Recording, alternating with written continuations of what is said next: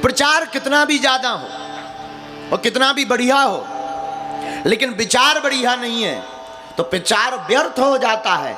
लेकिन अगर विचार अच्छा है और प्रचार बिल्कुल भी ना हो तो विचार की अच्छाई से प्रचार अपने आप हो जाता है। जिंदगी प्रचार में नहीं विचार में बनाओ। अच्छा, विचार किसी ने किया? हाँ, कपिमन कीन विचार दीन मुद्रिका डारी। तो हनुमान जी जो भी काम करते हैं पहले विचार करते, फिर राम जी का प्रचार करते। पहले विचार करते हैं फिर प्रचार करते हैं, और हम लोग पहले ही प्रचार ठोक दई। अभी हम ये बात हमें याद आ गई, बोलना तो नहीं चाहिए पर टीवी वालों से कहेंगे कि ये काट करके सब तक भेज दो।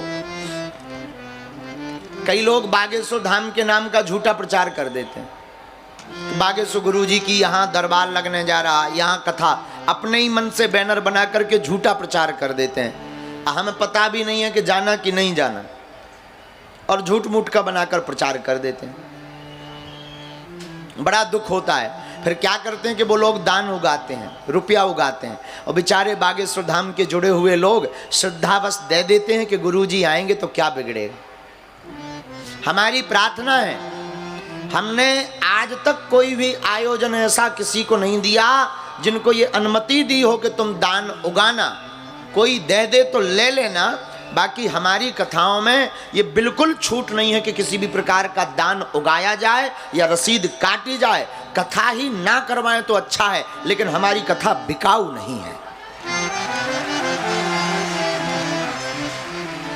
इसलिए हमारी प्रार्थना है भारत के लोगों से, हमारे नाम पर चाहे कोई महात्मा बनकर आवे या बागेश्वर धाम का शिष्य बनकर आवे, सेवादार बनकर आवे, हमारी प्रार्थना है कुछ भी देने की आवश्यकता नहीं। आप जो हमें प्यार दे रहे हैं ना, जो आशीर्वाद दे रहे हैं, आपको देना ही हो ना कुछ, तो एक माला राम नाम की भजन कर लेना बस,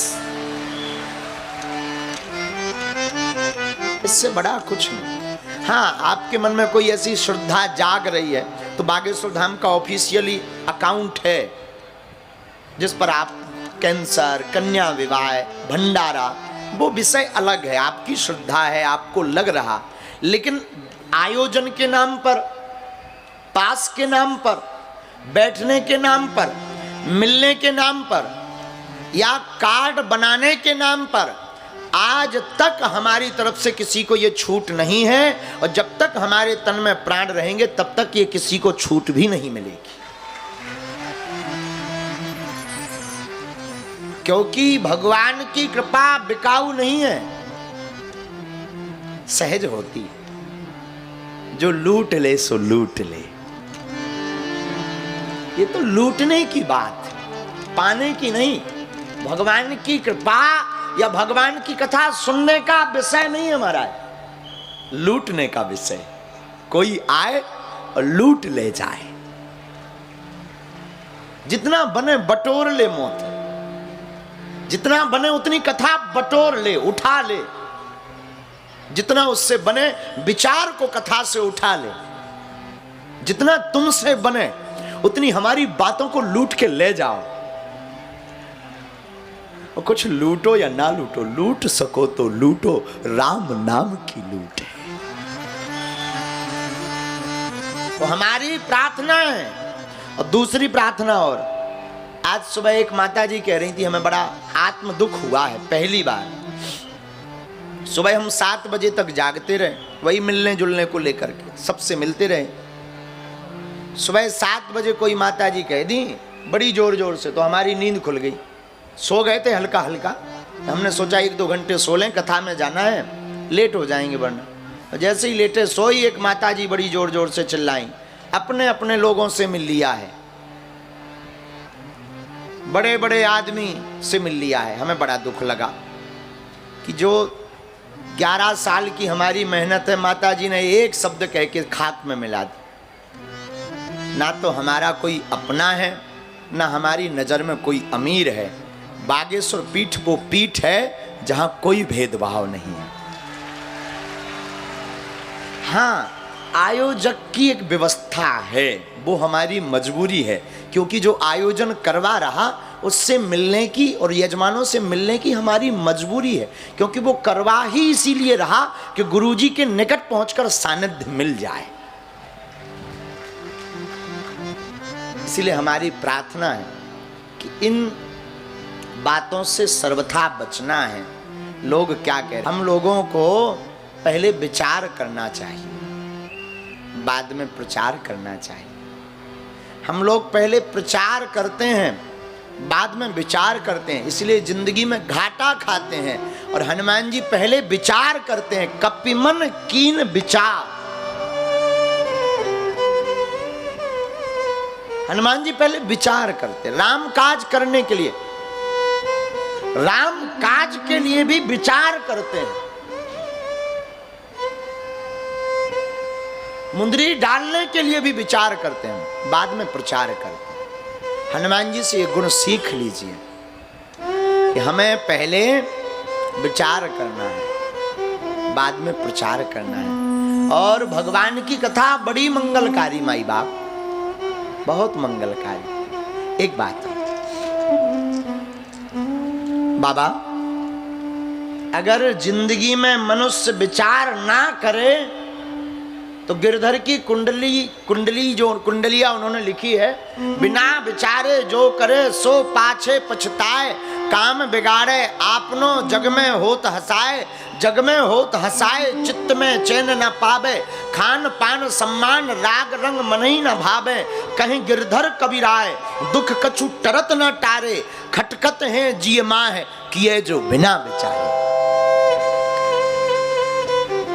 आप बिना विचारे करोगे तो जीवन भर बात खटकती रहेगी। लेकिन राम जी का काज, गुरु जी की सेवा, भगवान की कथा, ये तीन जगहों पर विचार भी नहीं करना चाहिए। आहा, कल हमने आपको जटायु का एक प्रसंग सुनाया, जटायु जी महाराज का। कौन कौन था कल कथा में? आपने सुना ना कल की कथा को। अब हम आपको उसी से संबंधित एक बात और आज बोलते हैं। भागवत में भी एक हुए भीष्म पितामह, और रामचरितमानस में जटायु जी महाराज जी, दोनों को भगवान की प्राप्ति हुई, भगवान का सानिध्य मिला। लेकिन दोनों में भीष्म जी में भी सामर्थ्य था, जटायु में कोई सामर्थ्यता नहीं। भीष्म जी की सामर्थ्यता है कि उनको इच्छा मृत्यु का वरदान है, जटायु उनकी कोई सामर्थ्यता नहीं। लेकिन दोनों में आप अंतर देखें तो भीष्म पितामह के पास सामर्थ्यता होते हुए भी नहीं लड़े अधर्म से, लेकिन जटायु के पास सामर्थ्य ना होते हुए भी अधर्म से लड़ा, और रावण से लड़ करके उसने जटायुओं का नाम आज भी रामचरितमानस में अंकित कर। और आपको कहें, अब इन दोनों में आप अंतर देखना तो आपकी आंखें खुल जाएंगी महाराज। हम आपको 7 अंतर बताते हैं भीष्म पितामह और जटायु जी में। जटायु जी भी मरे, भीष्म पितामह भी मरे, दोनों की मृत्यु हुई, लेकिन दोनों की मृत्यु में अंतर है। भीष्म पितामह की मृत्यु बाणों की सैया मिली, लेकिन जटायु जी की मृत्यु राम जी की गोद में हुई है। आपके पास अगर भगवान के काज करने का भाव है, संकल्प है, तो आपको भी राम जी की गोद प्राप्त हो जाएगी। दूसरा अंतर सुनिए,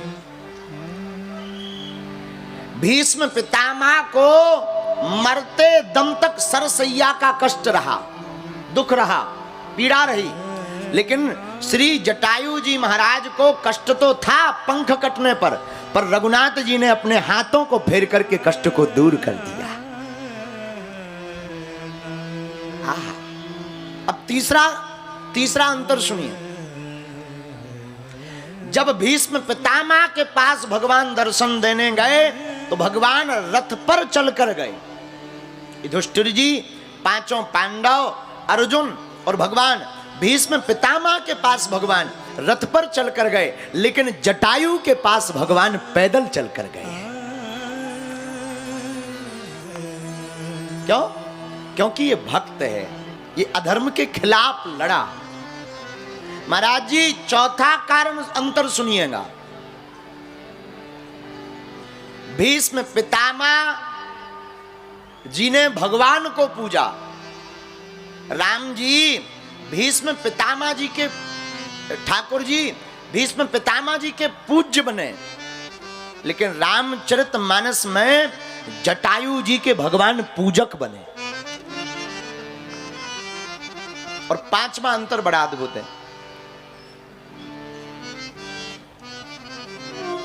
भीष्म पितामह जी को ठाकुर जी ने निहारा, लेकिन जटायु जी को ठाकुर जी रघुनाथ जी ने निहारा नहीं है, निहारा भर नहीं। आप देखेंगे जब भागवत पढ़ेंगे तो भीष्म पितामह जी को हाथ नहीं लगाया भगवान ने, स्पर्श नहीं किया।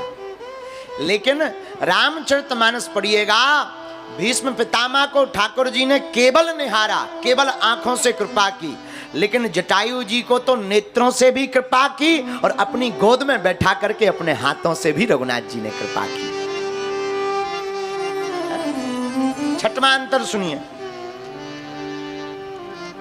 छठवां अंतर है, ठाकुर जी ने श्री भीष्म पितामह जी का अर्घ पाया,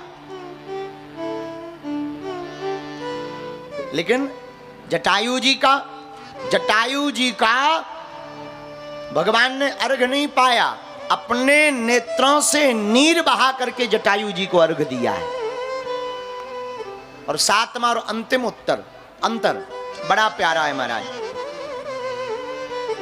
भीष्म पितामह की अंत्येष्टि के लिए, मृत्यु के लिए, जब मृत्यु हो गई, शरीर को जलाना था, तो भीष्म पितामह की अंत्येष्टि के लिए ठाकुर जी ने अपने हाथों से नहीं की, युधिष्ठिर जी से करवाई।